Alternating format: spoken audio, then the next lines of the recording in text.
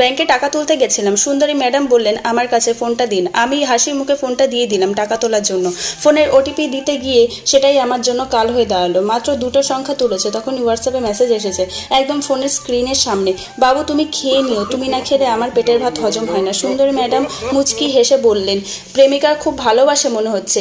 একটু পরে আরেকটি আইডি থেকে মেসেজ, জান তুমি তাড়াতাড়ি অনলাইন আসো, আমি তোমাকে অনেক মিস করছি। এবার ম্যাডাম চোখ টেরা করে বললেন বাহ, দুজন প্রেমিকা। ছটা সংখ্যা লেখা হতে না হতেই আরেকটা মেসেজ, বাবু আমার দম বন্ধ লাগছে, তাড়াতাড়ি এসে চুমু দিয়ে অক্সিজেন দিয়ে যাও। এই মেসেজ দেখে মন চাইছিল ওকে ধরে পিটাই। এত ভালোবাসা দিতে কে বলেছে? কেন যে নেট অফ করলাম না।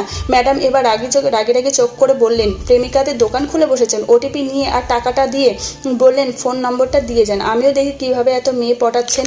ম্যাডামকে নম্বর দিয়ে চলে এসেছি। রাতে ফোন করলেন, প্রায় 3 ঘন্টা কথা বলার পর ম্যাডাম বললেন তোমাকে বড্ড ভালোবেসে ফেলেছি, তোমাকে ছাড়া নিঃশ্বাস বন্ধ লাগছে, এখন আমি কি করবো? প্রায় বলো অবুঝ প্রেমিকের দোষ কোথায়? ভিডিওটি ভালো লাগলে